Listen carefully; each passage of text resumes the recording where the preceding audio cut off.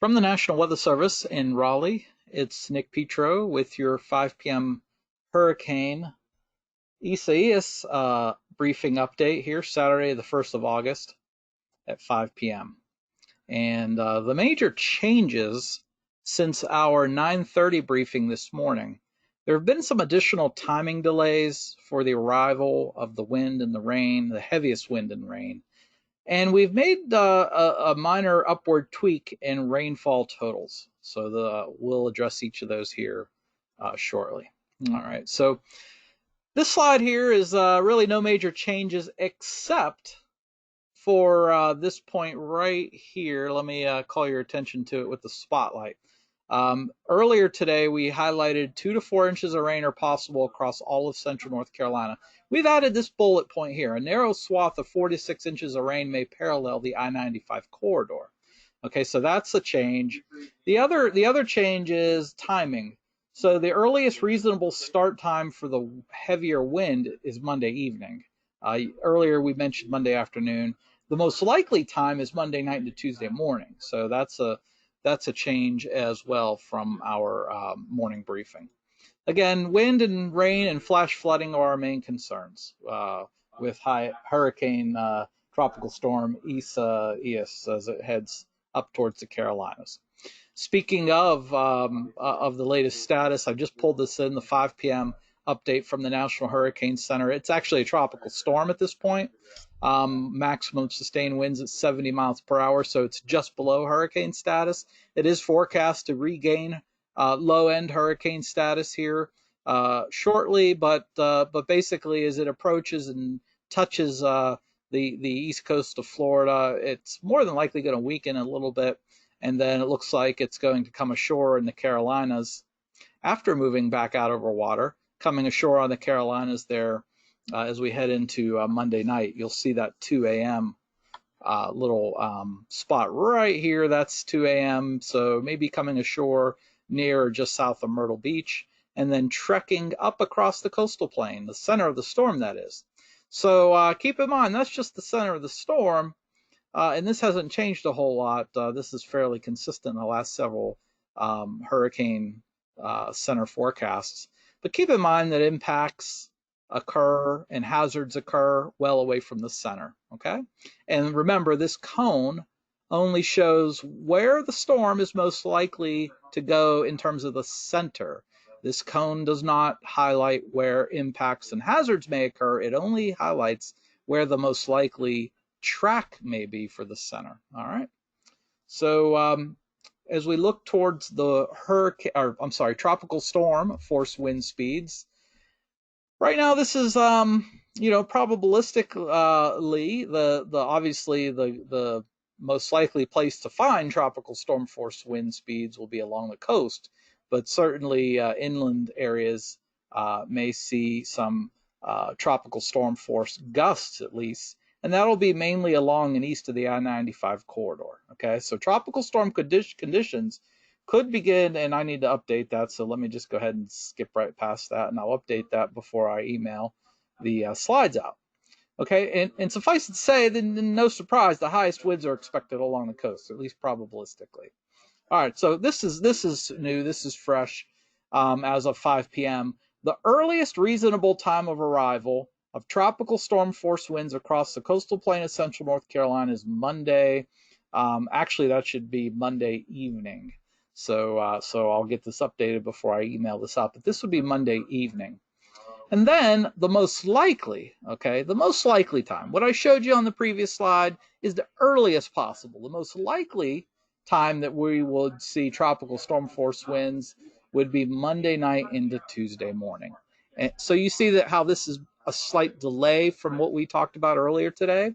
Earlier today, we did talk about Monday afternoon, Monday evening into the nighttime hours. Now we're talking, late Monday night into Tuesday morning. So again, a little bit of a delay in the onset and when the highest winds begin to approach and affect our area.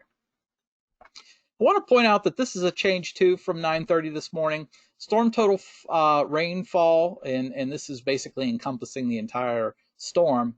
Now, of course, we could see the outer rain bands as early as Monday afternoon, but the heaviest rain will occur Monday night into Tuesday morning. We expect a widespread area of 2 to 4 inches, and that's the darker green shade you see in this image. While we do now expect a narrow swath of perhaps a little bit heavier rainfall amounts, 4 to 6 inches. And as you can see on the graphic, that's likely to parallel the I-95 corridor. So, suffice it to say, heavy downpours, some which may be repetitive, will lead to localized flooding of poor drainage areas. So we're mainly concerned about localized flash flooding with this type of scenario. The good news is, if there is any, that it will be fast moving. So we do not expect, basically a 12-hour window of time where, the heaviest wind and hardest rain may occur. And then it'll quickly lift north of North Carolina. So this product, our excessive rainfall outlook, highlights that, again, the likelihood for flash flooding in the areas that are most likely to see flash flooding. So the area you see there highlighted in yellow has the best chance to see scattered flash flooding occur.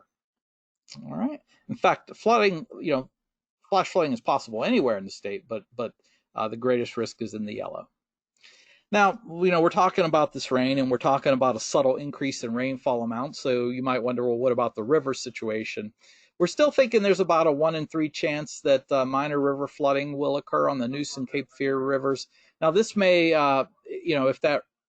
if that rainfall trend holds, we may have to, introduce more in the way of possible river flooding. Right now, if that looks like that'll be, if that does appear to enter the forecast scenario, it's likely to remain minor. So right now, if we do see any river flooding on those basins, it'll probably be minor flooding. All right. I apologize for any audio dropouts.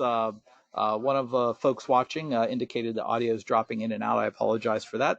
Seems to be a little bit of a bandwidth issue. So the good news is I am recording this. So if for whatever reason bandwidth issues make it such that you can't hear me, do rest assured that I will be emailing these slides out, and I'm recording it as well, and we'll upload it to YouTube when we're done. All right. So in terms of the tornado risk, the highest risk for tornadoes with Isaias will be across the eastern portions of the state, and especially during the daytime, Monday and Monday evening. We did not increase or we didn't delay the timing of the tornadoes because tornadoes, outer rain band tornadoes, are more likely to occur during the daytime rather than at night. All right. So moving on to our key takeaways. So basically this summarizes the key points. Strong wind gusts expected mainly east of I-95. 2 to 4 inches of rain are possible across all of central North Carolina, with a narrow swath of 4 to 6 inches parallel to the I-95 corridor. Flash flooding is a possibility Monday night through Tuesday morning. And then isolated weak tornadoes are possible, mainly from I-95 east, but especially closer to the coast. And when's all this going to happen? The worst of it, late Monday night through Tuesday morning. Worst of the weather is expected overnight, Monday night into Tuesday morning. I want to just remind everybody, we still have an ongoing risk for severe storms today, and that is right now. So don't overlook that. And then the next set of PowerPoint slides will be issued no later than 9:30 tomorrow morning. Our overnight shift may go ahead and send out a briefing before then, but it won't be any later than 9:30. And we will do another live webinar at 9:30 tomorrow morning as well. So definitely stay tuned for that.